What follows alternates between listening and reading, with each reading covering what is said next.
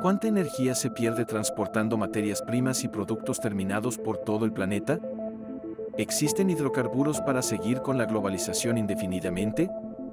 ¿Las inversiones en el sector de hidrocarburos son para satisfacer la demanda actual o para promover nuevo crecimiento?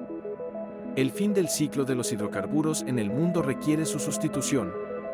¿Es posible? Agua y energía.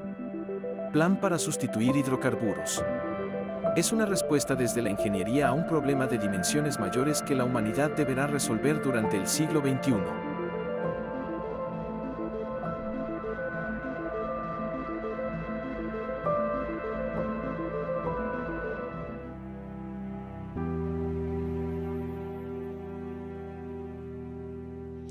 Bien, sustituir los hidrocarburos requiere un cambio de paradigma, requiere que el ser humano entienda la vida de una forma completamente diferente a como la ha entendido durante los últimos 100 o 200 años.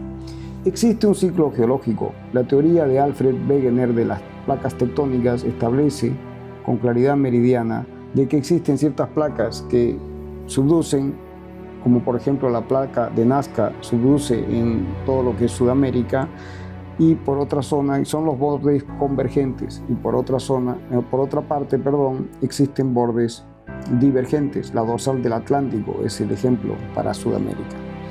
En los bordes convergentes la materia ingresa hacia el centro de la Tierra por las corrientes de convección y se recicla, y por los bordes divergentes luego sale nuevamente. Entonces la Tierra tiene una capacidad de reciclarse a sí misma. Existe un ciclo geológico de millones de años. El crecimiento poblacional y la mejora en la calidad de vida demanda cada vez más recursos, pero esos recursos son finitos y se degradan a mayor velocidad que su regeneración. Es por eso que se requiere un cambio de paradigma. La Tierra intacta, con la intervención humana depredadora, destruye los ecosistemas y genera residuos. Por la subducción de las placas tectónicas en los bordes convergentes, esos residuos ingresan nuevamente hacia el centro de la Tierra, se reciclan y hay un aporte de materia regenerada en los bordes divergentes y otra vez se tiene la Tierra intacta. La regeneración lleva decenas, cientos o miles de años en superficie y el ciclo geológico de la Tierra es de millones de años. Sin embargo, la depredación dura menos de una generación, tiempo inferior a 20 años. El problema es de la especie humana, no es de la Tierra. Hay una dinámica antrópica. La Tierra no necesita del ser humano para existir. Tiene que entenderse que si el ser humano desapareciera en este momento, la Tierra seguiría rotando alrededor de su propio eje y seguiría rotando alrededor del Sol, y después de miles o millones de años se regeneraría. El problema es del hombre, que necesita de la Tierra. Entonces existe claramente un concepto que es el de la velocidad de depredación V sub D y el de la velocidad de regeneración V sub R. Cuando las velocidades de depredación son menores que las velocidades de regeneración, se tiene una intervención sostenible. Cuando ambas velocidades son iguales, la intervención se considera crítica. Y cuando la velocidad con la que se depreda es mucho mayor que la velocidad con la que se regenera la Tierra, la intervención es insostenible. Entonces, esto lleva a plantear, como parte de ese cambio de paradigma, de que solamente debería intervenirse para satisfacer necesidades fundamentales. Los recursos naturales son finitos y escasos. Ese es un primer concepto para definir el concepto de demanda social esencial. Las velocidades de regeneración son muy bajas, mucho menores que las velocidades de depredación. Y por otro lado, hay demandas sociales diversas. Por tanto, se requiere priorizar las intervenciones, definir con claridad qué intervenciones son necesarias y cuáles no. Eso lleva al concepto de satisfacer necesidades fundamentales y de demanda social esencial. No es posible satisfacer todas las demandas, no en la situación en la que se encuentra la humanidad en este momento. Entonces, se plantean nuevos criterios para la evaluación de proyectos de inversión. este cambio de paradigma demanda que de proyectos que tienen una viabilidad técnica, económica, social y ambiental, se requiere ahora considerar proyectos que solamente satisfacen necesidades fundamentales, con diseños de ingeniería que presentan un impacto ambiental nulo y con velocidades de depredación menores que las velocidades de regeneración. La evaluación de impacto ambiental siempre ha llevado a considerar hasta el día de hoy los impactos positivos, nulos o negativos, y eso también conduce al concepto de que la sumatoria de cero. Pero ¿esto tiene sentido? Es una pregunta muy importante. Para que se entienda la respuesta, vamos a poner un ejemplo. Supongamos que se deforesta una hectárea. El proceso de deforestación con tractores y con cadenas puede llevar de una hectárea horas. Sin embargo, la reforestación de esa misma hectárea podría llevar decenas de años, si no son centenas, para constituir la biodiversidad de la misma forma en que fue destruida. Entonces, deforestar una hectárea y reforestar una hectárea generan un impacto ambiental nulo. Sin embargo, debido a que las velocidades de depredación y de regeneración son completamente diferentes, ese concepto ya no es suficiente.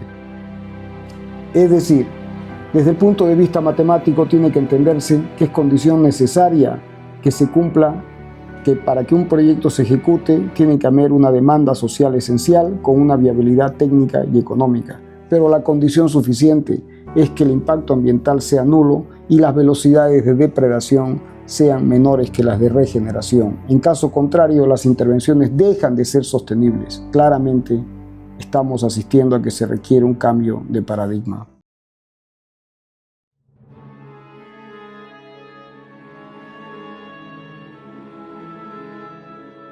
Aceptado el cambio de paradigma, para poder sustituir los hidrocarburos hay que resolver el nudo gordiano de las energías renovables. Es decir, pasar a energías renovables requiere resolver nuevos temas tecnológicos. Por un lado, hay que plantear que se requiere la generación de energía 100% sin hidrocarburos. Es utópico, es una tarea titánica. Por otro lado, se requiere avanzar con una alternativa que sustituya hidrocarburos, pero que sea de mínimo impacto ambiental y mínima velocidad de depredación para que la intervención sea sostenible. Así se cumple con el planteamiento del cambio de paradigma. Y por eso uno plantea que esta forma de encarar el futuro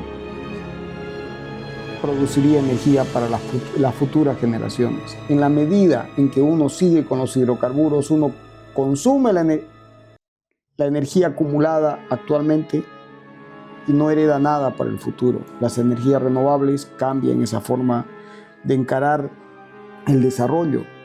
Entonces, si se quiere pasar de los hidrocarburos a la energía solar, es necesario dar los siguientes pasos.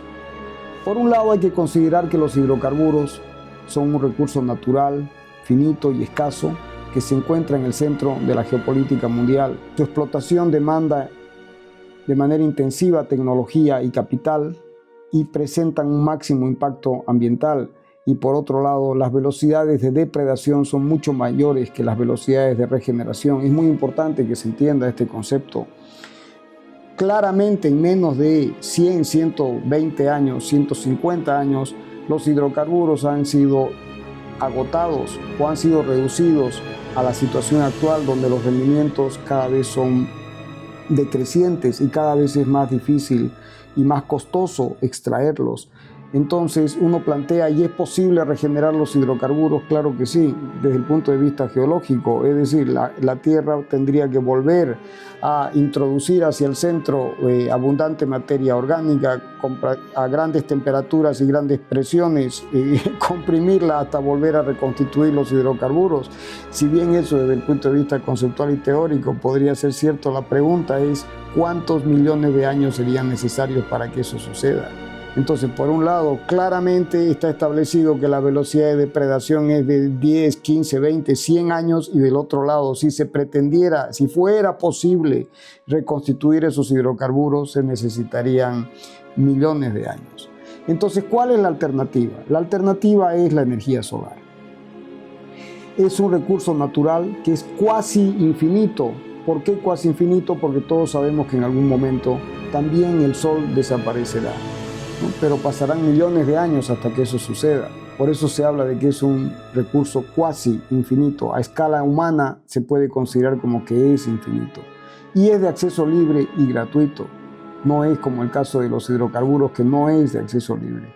Y además hay zonas del planeta que son más privilegiadas que otras, pero esencialmente el Sol es de acceso libre y gratuito. Por otro lado, también con la tecnología actual, con los avances tecnológicos, se tiene que utilizar la energía solar, demanda una tecnología razonable y capital razonable. Y hay un costo nulo del combustible, tanto para el sol, el aire y el agua. Es importante que se entienda que la energía solar es el motor de todas las otras energías renovables. Por ejemplo, en el caso de la hidroelectricidad, el motor del ciclo hidrológico es la energía solar. Sin energía solar no hay ciclo hidrológico. Por otro lado, el motor de la producción de biomasa, la fotosíntesis, también es la energía solar.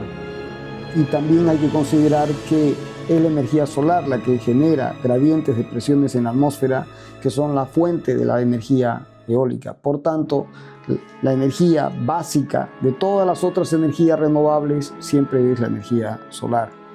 Y en todos los casos presenta un mínimo impacto ambiental con velocidades de depredación que son mucho menores que las velocidades de reconstitución. Es decir, que pasar de hidrocarburos a la energía solar, al aprovechamiento sostenible de la energía solar, claramente permite cumplir con los requisitos que establece ese cambio de paradigma, ese cambio en la forma de concebir los proyectos de ingeniería hacia el futuro para garantizar de que sean renovables, esencialmente y de mínimo impacto ambiental. Ahora, ¿cuál es la dimensión del desafío tecnológico de sustituir hidrocarburos? La pregunta en un mundo que se ha hecho adicto a los hidrocarburos es ¿qué implica sustituir los hidrocarburos? Entonces, primero tiene que entenderse que la demanda de hidrocarburos es multidimensional. Por un lado, hay demanda de hidrocarburos para el consumo eléctrico, doméstico, comercial e industrial. Hay demanda de hidrocarburos en el transporte público, hay demanda de hidrocarburos en el transporte privado. También para generación de calor en hogares e industrias, y se requiere gas natural, carbón e hidrocarburos como materia prima. Entonces, sustituir hidrocarburos significa encontrar soluciones alternativas para todos estos usos. Es un desafío mayor. Entonces, ¿cuáles son los temas no resueltos a la fecha? Por un lado, hay que entender de que la generación de energía utilizando al sol como fuente primaria o eólica de manera secundaria, ¿no?, son energías intermitentes. Y también existe un remanente de energía en las redes de distribución. Eso lleva a un concepto muy importante que es uno de los nudos gordianos del cambio de energías renovables, la necesidad de almacenar energía. Si no se puede almacenar energía, el cambio de energías renovables no es posible. Por otro lado, los sistemas eléctricos de la actualidad han sido concebidos para corriente alterna trifásica. Eso lleva necesariamente a que las redes eléctricas tienen que ser estables y las energías renovables no cumplen con esta condición.